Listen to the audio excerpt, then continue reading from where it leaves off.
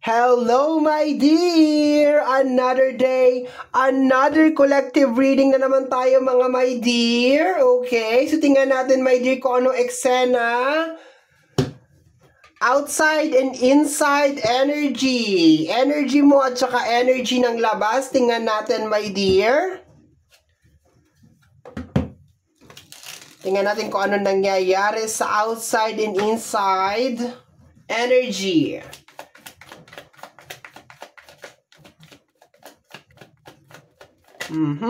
Outside energy is I want to get drunk. Patay ka. I want to get drunk. Okay. Ano yan, my dear? Energy ng parang gustong makalimot. Okay.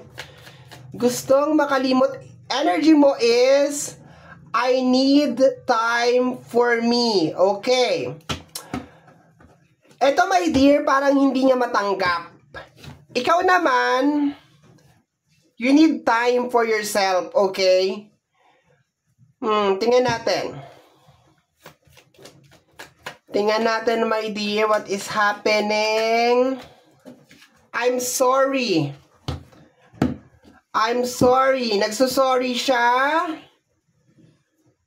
Posibleng may problema to. Baka mayroon siyang addiction. Okay, yun na nakukuha ko dito kasi I want to get drunk. Tapos, I'm sorry.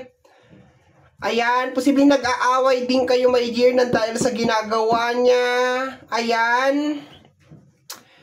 Parang may nagawa siyang kasalanan. Yun ang nakukuha ko, my dear.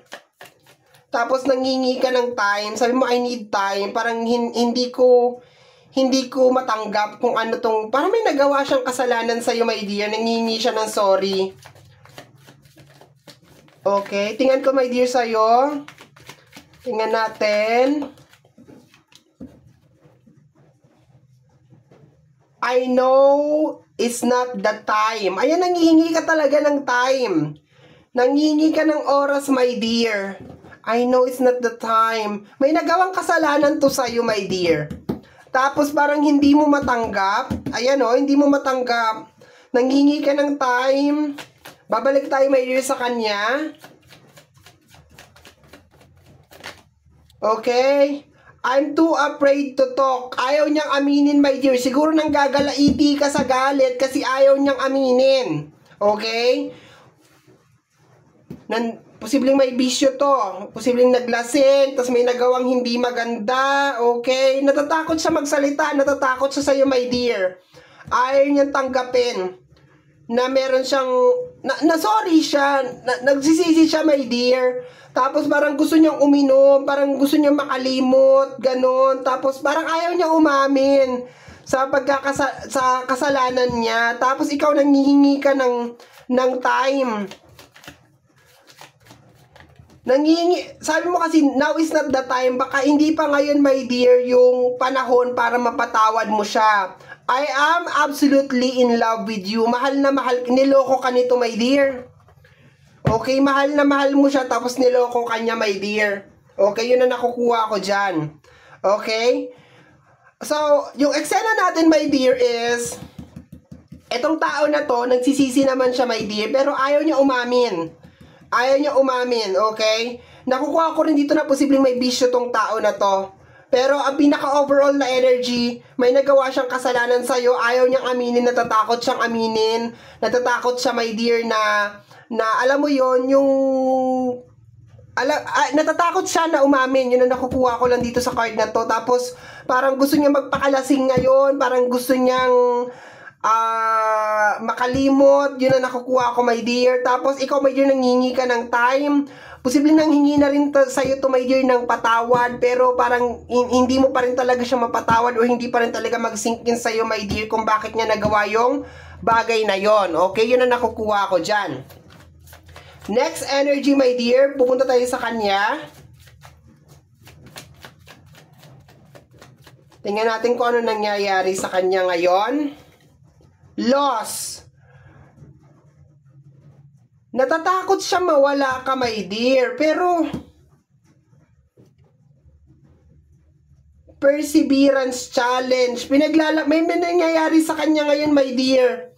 Ayan o. Nang dahil sa ginawa niya, na parang nawawala sa kanya lahat. Ayan, pinaglalabanan niya kung ano yung nangyayari sa buhay niya ngayon. Okay? Nag-e-expect siya ng good news, my dear.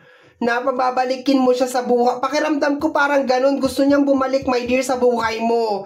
Nag-e-expect siya na one of this day, parang magiging okay na lahat sa inyo. Gustong-gusto niyang bumalik sa'yo, my dear. Kaso ikaw parang sinira niya, my dear, yung tiwala mo. Yun ang nakukuha ko dito, my dear.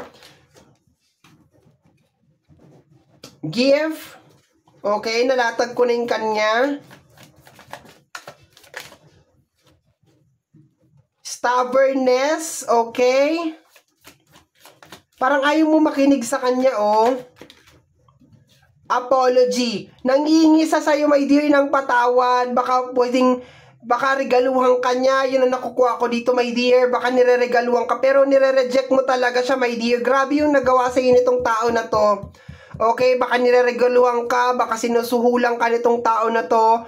Gustong-gusto ka niyang ma-win back. Gustong-gusto ka niya, my dear, na alam mo yun, na bumalik sa kanya. Okay, gustong-gusto niya, my dear, na bumalik. Pero ang problema, my dear, baka hindi pa kasi siya umaamin sa pagkakamali niya or kasalanan niya. Yun ang nakukuha ko dyan, my dear. Okay, so kuha pa tayo ng isa pang card. Tingnan natin kung anong eksena sa inyong dalawa.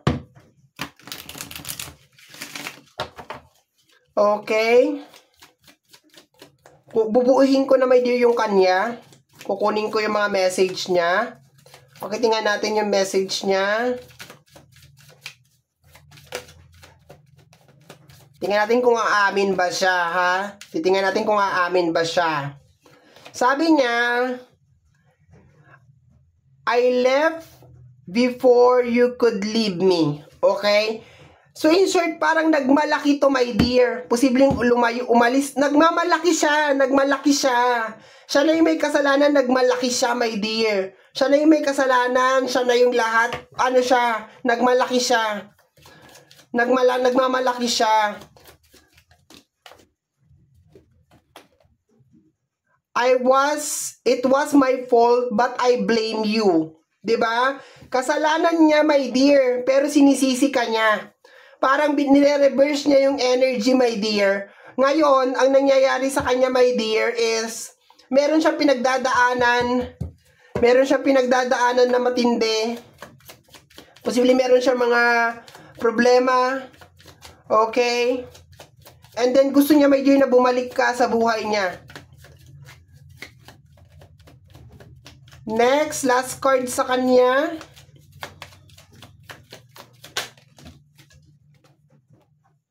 I want to feel that way again. Gusto kanya, my dear, na bumalik sa feeling niya. Okay? Gusto niya, my dear, na maoging okay kayo. Kaso ang problema, nasaktan ka talaga ng todo, my dear. Nasaktan ka talaga ng todo. Posibleng binaliktad ka pa niya. Pinagkakalat niya pa sa mga tao na ikaw ang may kasalanan. Yung ganon, yun ang nakukuha ko dito. Nagsosorry siya sa'yo, my dear, pero ayaw niyang aminin yung kasalanan niya, my dear, eh. No? Kumaga parang kinakain siya ngayon ng konsensya niya. May ginawa siya sa'yo, my dear, na hindi maganda. Naglalasing tong tao na to ngayon. Nagpapakalasing. Sa'yo naman, my dear, I wish I could share my good news with you. Ayan, so posibleng nakaka-receive ka rin ng mga blessing, abundance, kasi meron kang energy dito ng gift. And gusto mo siyang, alam mo, my dear, meron ka ditong absolutely in love sa tao na to. Mahal na mahal mo tong tao na to. Kaso, hindi mo lang talaga siguro, my dear, talaga matanggap yung ginawa niya sa yung panloloko or yung pagtatraidor na nangyayari sa kanya. Parang kinakarma tong tao na to ngayon. Okay? Gusto mong i-share sa kanya yung good news na nangyayari sa iyo ngayon, my dear. Okay?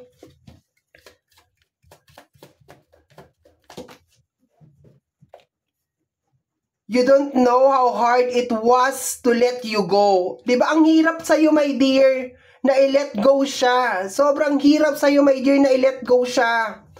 Okay? Sometimes I awake thinking about you. Minsan nagigising ka, naaalala mo pa rin siya, my dear. Bakit naiiyak ako? Naaalala mo pa rin siya, my dear. Sabi niya dito, I bury myself in work to forget you. Talagang nagtrabaho ka na lang. Grabe! Grabe! Gusto niya, my dear, bumalik sa'yo kaso parang traumatic ka na talaga sa kanya, my dear. Sobrang traumatic ka na, talagang nagtrabaho ka na lang. I bury myself in work to forget you. Sometimes I awake thinking about you. Nagigising ka siguro sa mga alanganin na oras, iniisip mo siya kung kumakain ba siya, ano bang nangyayari sa kanya. You don't know how hard it was to let you go. Ayaw mo siyang i-let go, my dear, kaso parang sobra na siguro yung kasinungalingan, sobra na yung panloloko, alam mo yun, sobra-sobra na yung ginagawa niya. Kaya you finally decided na i-let go na tong tao na to. And ngayon, my dear, nakukuha ako sa kanya na nagsisisi siya, na niloko ka niya. Dahan-dahan siya nakakaranas ng mga problema ngayon. Inom na lang siya ng inom, okay? Baka din yung pinag-ugatan din ng problema ninyo, my dear, is may kinalaman din sa addiction. Baka meron itong addiction or talagang tuluyan na siyang nalulung dun sa addiction niya. Kaya lahat na ng meron siya ay nawawala na ngayon sa kanya. Hindi lang ikaw, my dear, ang nawala sa kanya. Pati na rin, my dear, posible yung mga paguran niya or naipundar niya, dahan-dahan nang nawawala sa kanya. Sinusubukan naman niya, my dear, na malagpasan yung pang-araw-araw, kaso meron talaga siyang bisyo, meron siyang ginagawang hindi maganda, kaya parang maski anong pagsusumikap na nangyayari sa kanya, parang walang nagbabago sa buhay niya. Yun ang nakukuha ako dito. Ang problema kasi dito, my dear, gusto kanyang bumalik sa buhay niya. Yes, nagsisisi siya, pero parang walang pagbabago sa kanya. And pakiramdam ko, alam mo yun, my dear, na hindi siya kaagad ganun talaga magbabago. Or parang kung ano man yung pinag-awayan nyo or naging dahilan ng separation ninyong dalawa, ay hindi kaagad, hindi siya kaagad magbabago. Yun ang nakukuha ko, my dear. But for you, ayan o, parang tinatakpan mo yung taenga mo dito, posibleng sinusuyo ka nitong tao na to or something. For some of you, baka sinusuyo ka, ayan. Pero sabi mo dito, I wish I could share my good news with you. Kasi baka yung mga pangarap na binuo ninyong dalawa, nangyayari na ngayon maski mag-isa ka lang, my dear. Yun na nakukuha ko. You don't know how hard it was for me to let you go. Hindi mo alam kung gaano kahirap na bitawan ka at palayain ka. Sometimes I stay awake. I stay awake thinking about you, 'di ba? Parang ganon, and I bury myself in work to forget you. Talagang nilunod mo na lang yung sarili, my dear. Tinulod mo na lang yung sarili mo sa pagtatrabaho. Okay? So, my dear, pwedeng ayun, nagkaroon ng problema sa recording. We are back. Hello mga my dear ulit once again. Kagaya na sinasabi ko, my dear, kanina, pwedeng ikaw to, pwedeng ikaw din naman to. It really depends on your situation. Pero, yun nga, I think kinakarma tong tao na to. I think it's about time na gawin niya na yung tama. It's about time na kung gusto niya talaga na bumalik ka sa buhay niya, baguhin niya yung sarili niya. Kasi pakiramdam ko, ang tanging makakatulong lang naman sa sarili niya as of this moment, or makakaayos sa problema niya as of this moment, is yung ayusin niya yung sarili niya, my dear. Para sa'yo naman, my dear, nakikita ko dito na kinakaya mo naman, my dear, yung sitwasyon. Yon, nag-overwork ka dito. Talagang focus ka talaga sa trabaho mo, and mahal mo siya, pero sa tingin ko parang tinitiis mo siya, my dear, or sadyang napakabigat lang talaga ng nagawa niyang kasalanan sa'yo na hindi yun kaagad-agad kayang marisulbahan ng simpleng sorry lang. Yun na nakukuha ko, my dear, okay? Pero sa'yo, you are receiving some good news over here. Ikaw na rin ang nagsabi dito, my dear, that you are receiving good news. Kumbaga, merong magagandang bagay na nangyayari sa buhay mo, or meron pang mga magagandang bagay na nangyayari sa buhay mo. Okay? And para naman sa kanya, sana mahanap niya na ang liwanag, 'di ba? Ayusin niya na yung buhay niya, my dear. Yun ang gusto kong sabihin sa kanya, my dear. Wala akong magagawa diyan, okay?